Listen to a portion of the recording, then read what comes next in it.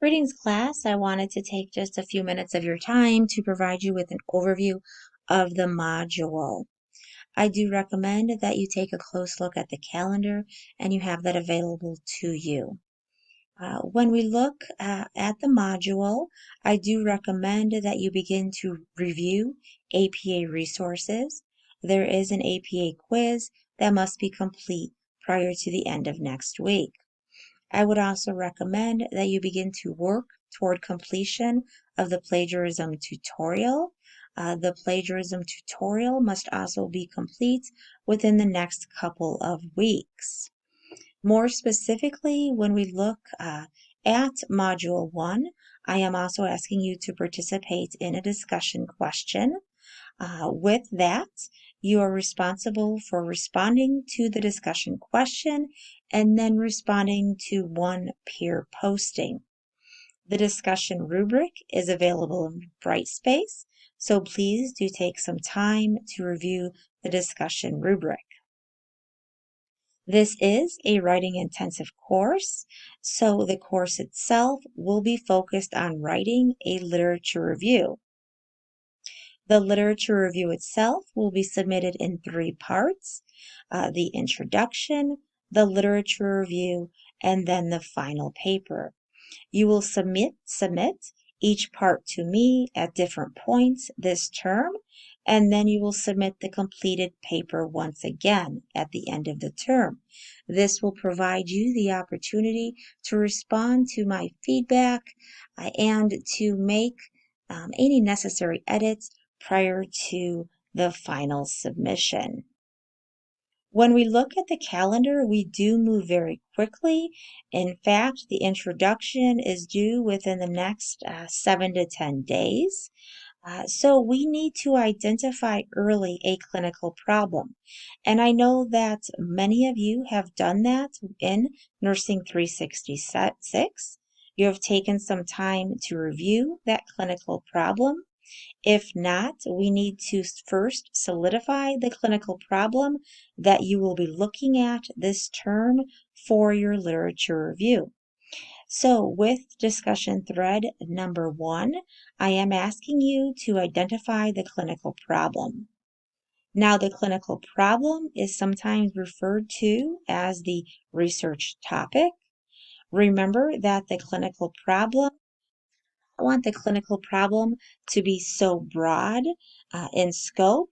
At the same time, we don't want the clinical problem to be too narrow in scope.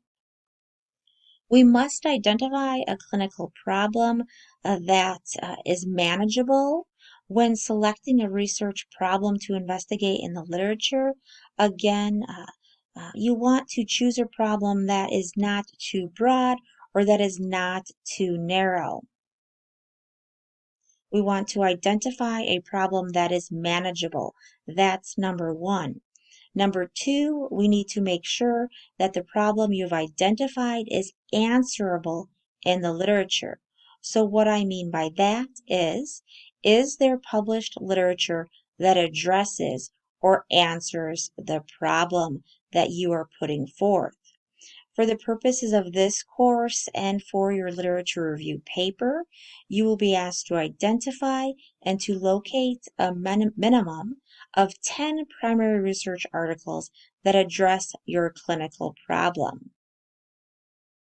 You can see now why it's important that we focus on a problem that is not too broad or too narrow, instead one that is manageable and that can be answered from the published literature. We want to avoid those questions that are inherently philosophical in nature that cannot be answered by a research study. So we're not going to find that we will not find published literature.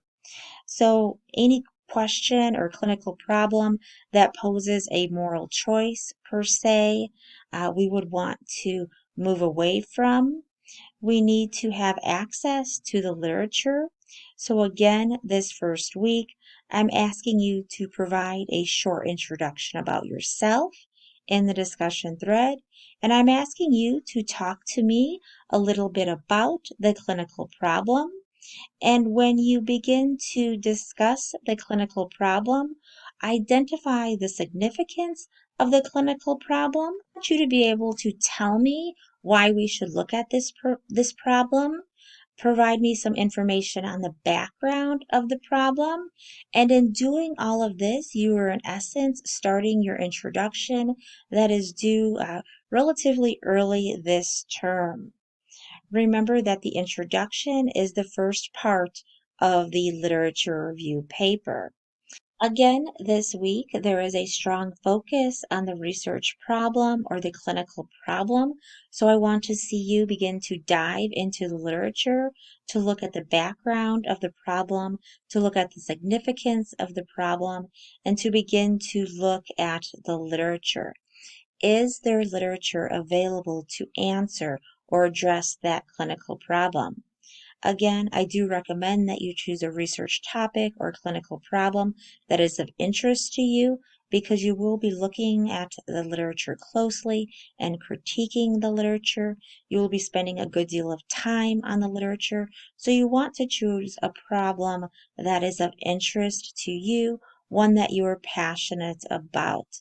I do look forward to hearing about those topics across discussion for this week. Again, you are required to respond to the discussion question and to respond to one peer posting. So please do take some time again this week to find out more about the background of the problem, the significance, and in doing so, you are preparing yourself to write that introduction, which is due relatively quickly this term. Please do not hesitate to reach out to me if you have any questions or concerns. Thank you.